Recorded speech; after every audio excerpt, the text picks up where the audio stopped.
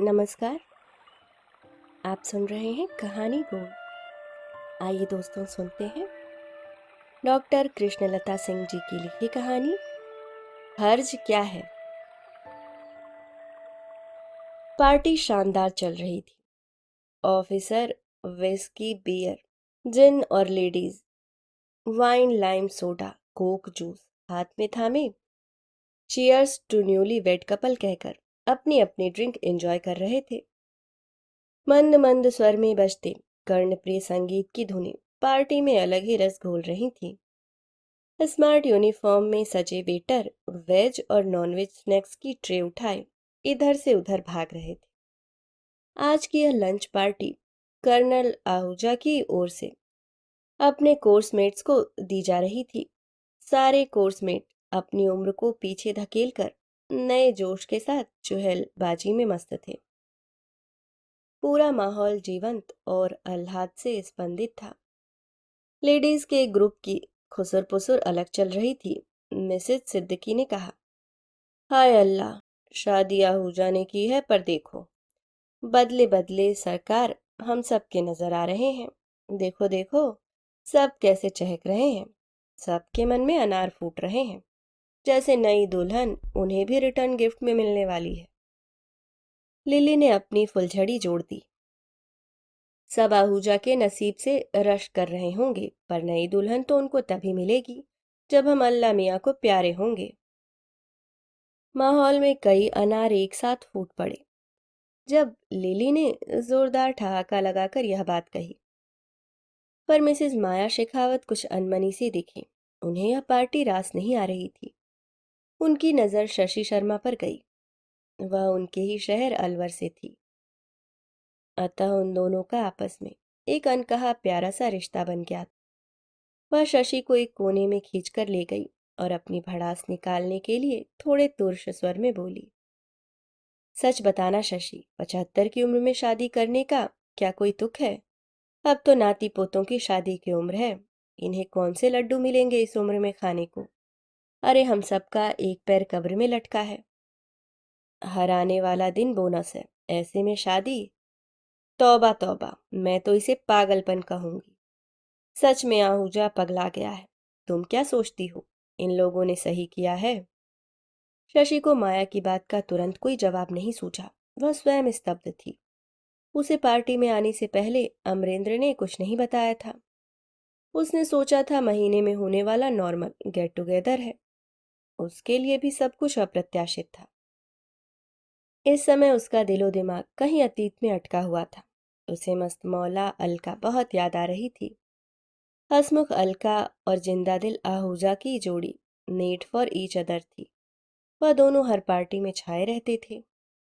अलका से सबकी आखिरी मुलाकात इसी क्लब में हुई थी। सब कोर्स की गोल्डन जुबली मनाकर इजिप्ट की यात्रा पर गए थे। वहां से लौटकर सिर्फ एक बार गेट टुगेदर में अलका आई थी। फिर एक दिन अचानक आहूजा की व्हाट्सएप पर हृदय विदारक सूचना मिली थी।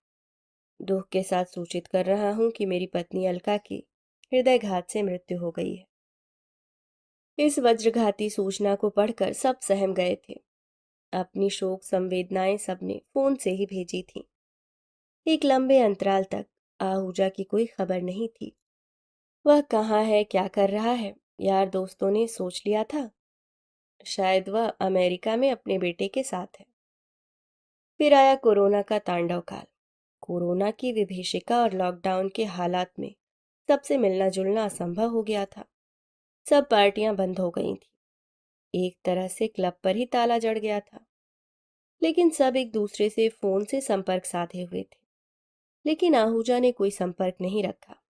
एक एक करके कई दोस्त कोरोना के शिकार बन गए थे। आहूजा के लिए भी मन में आशंका उठी थी। अनजाना डर सबके दिलो दिमाग में बैठ गया था। लॉकडाउन खुलने के बाद जिंदगी फिर पटरी पर लौटी थी। क्लब की रौनकें फिर लौट आईं। लेकिन आहूजा किसी पार्टी में कभी नहीं आया। आज 6 साल बाद दिखाई दिया है। आहूजा ने उम्र के इस पड़ाव पर पुनर्विवाह क्यों किया है? जरूर कोई ठोस वजह रही होगी। शशि वजह जानने के लिए बेचैन थी। तभी ब्रिगेडियर लाल ने अनाउंसमेंट कर दिया, अब मैं कर्नल एंड डॉक्टर मिसेज वंदना आहूजा से गुजारिश करूंगा कि वह डाइस पर आएं। इसके बाद उन्हें पूरे कोर्समेट्स की तरफ से गुलदस्ता और उपहार भेंट किया गया। अब वंदना सबकी जिज्ञासा का केंद्र थी। सब उसके बारे में जानना चाहते थे।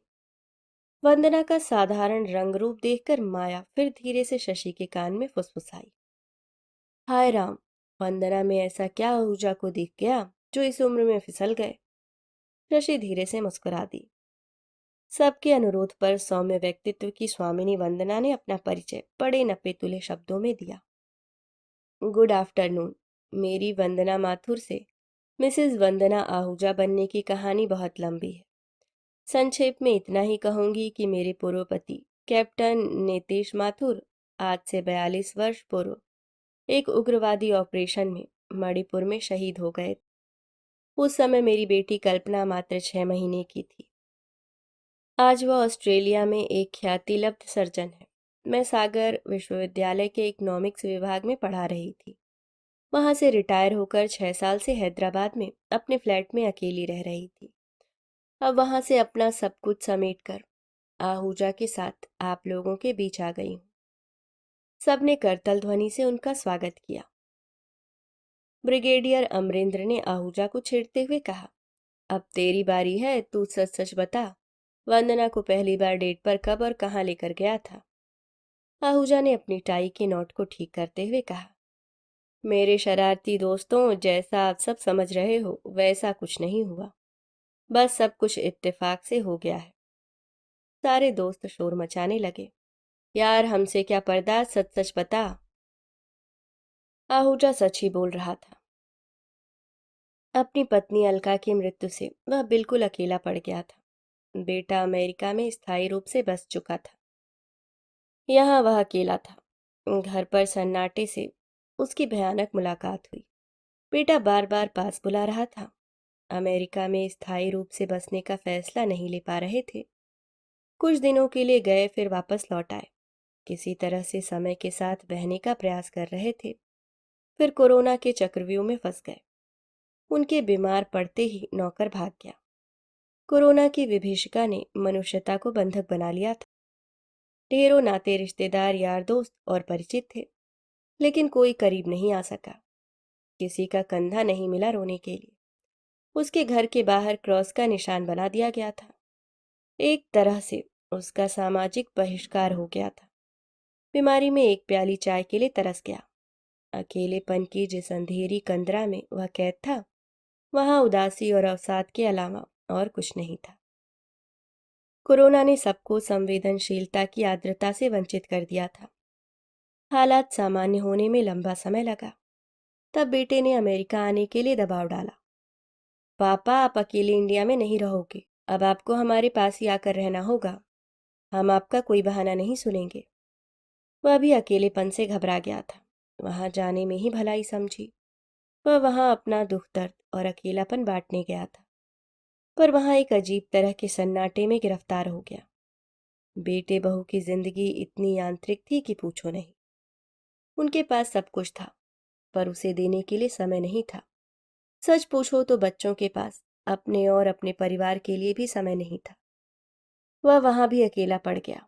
सारा दिन घर में अकेला पड़ा। भावनात्मक और मानसिक रूप से अपने को बीमार समझने लगा। जिस मकसद से गया था वह पूरा नहीं हुआ। वह भारत लौटने के लिए छटपटाने लगा।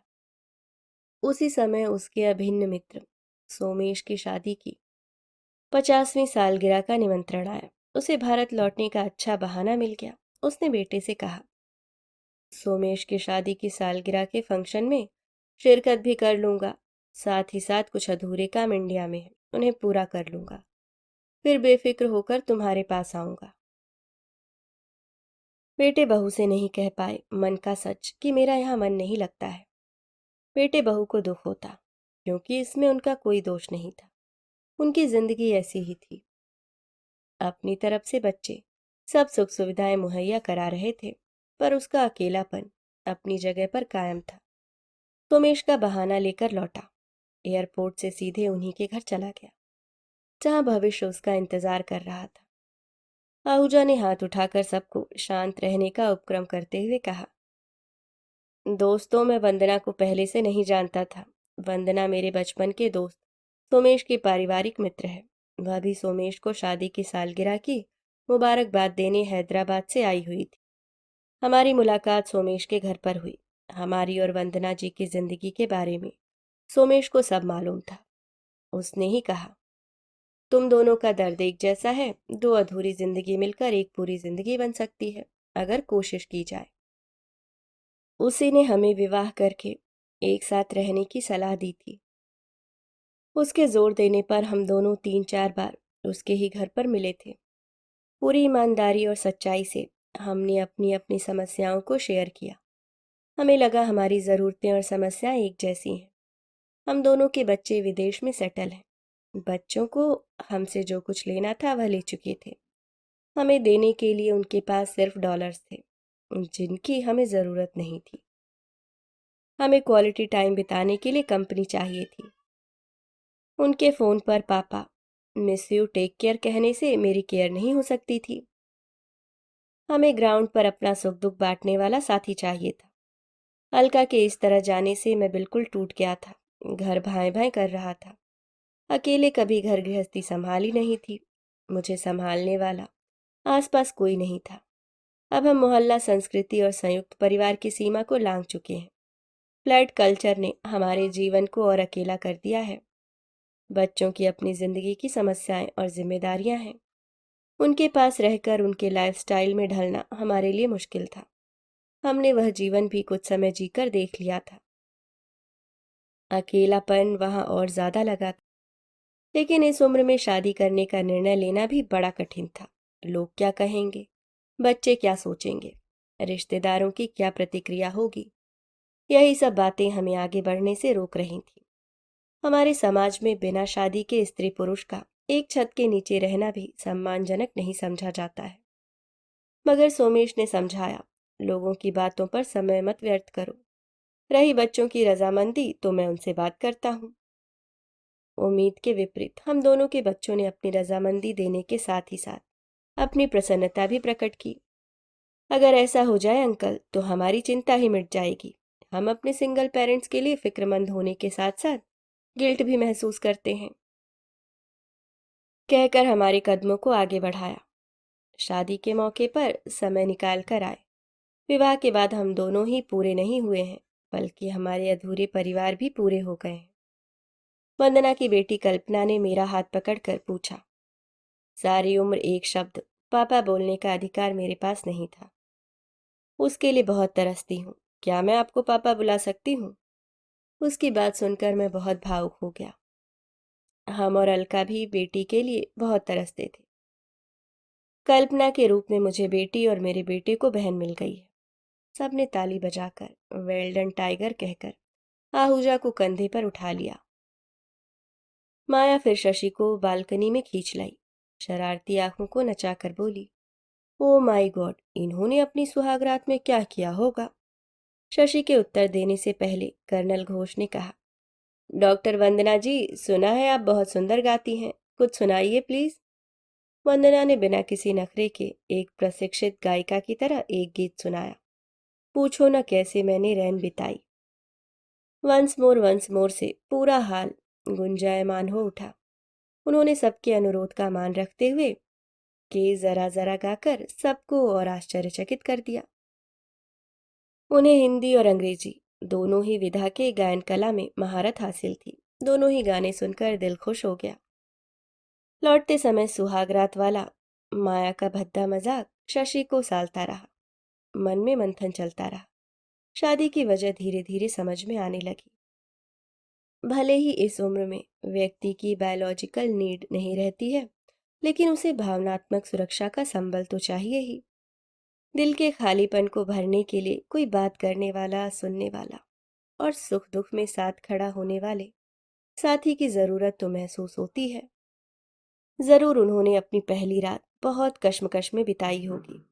वंदना को कैप्टन माथुर और आहूजा को अलका से जुड़ी हर बात याद आई होगी। हर बात पर रोना भी आया होगा। अंदर रिश्ता दर्द आंसुओं में पिघलकर पनाला की तरह बहा होगा। दोनों ने एक दूसरे के घावों पर संवेदना का मरहम लगाया होगा। अतीत से निकलकर दोस्ती का हाथ थामा होगा। दोस्ती के सफर में उनके घर की दीवारों पर कुछ और तस्वीरें सज गई होंगी। दीवारें आपस में गुफ्तगू करने लगी होंगी। खामोश डाइनिंग टेबल, थोड़ा और लीजिए, अरे आपने तो कुछ खाया नहीं, से चहकने लगी होगी। एक दूसरे को दवाइयाँ समय से लेने की याद दिलाई जा रही होगी। गुनगुनी धूप में बैठकर दोनों थोड़ी देर के लिए अतीत के कुहासे से निकलकर कुछ आज की बातें कर लेते होंगे। देश दुनिया की खबरों की चर्चा भी होती होगी। जिंदगी को एक मकसद मिल गया होगा। अकेलेपन का सन्नाटा कितना जानलेवा होता है। जीवन में कितनी उदासी, निरीहता और अवसाद भर देता है। यह वही महसूस कर सकता है जो सन्नाटे की गुफा में कैद हुआ हो। वंदना ने बेटी के पालन पोषण एवं पढ़ाने लिखाई के उत्तरदायित्व तथा विश्वविद्यालय में अध्यापन की व्यस्तता में अकेलेपन का दंश झेल लिया था। लेकिन रिटायरमेंट के बाद अकेलेपन की असुरक्षित अंधेरी सुरंग से गुजरना उसके लिए बहुत मुश्किल हो गया था। वह उनसे लड़ते लड़ते लहूलुहान हो गई। एक अच्छे दोस्त की जरूरत ने उसे शादी के निर्णय तक खींचा था। अगर दोस्ती के शामियाने के नीचे बैठकर थोड़ी समय के लिए ही सही फिर से उन दोनों की जिंदगी गुनगुनाने लगे और उम्र का बचा टुकड़ा हंसी खुशी से जी लिया जाए, तो इसमें हर्ज क्या है। सब कुछ होते हुए भी एक दोस्त की जरूरत तो हर उम्र में होती ही है। इस पर तंज और उपहास क्यों? दोस्तों, आप इसके बारे में क्या सोचते हैं? कमेंट करके जरूर बताएं। उम्मीद करती हूँ आपको कहानी पसंद आई होगी। अभी आप सुन रहे थे डॉक्टर कृष्णलता सिंह जी की लिखी कहानी हर्ज क्या है।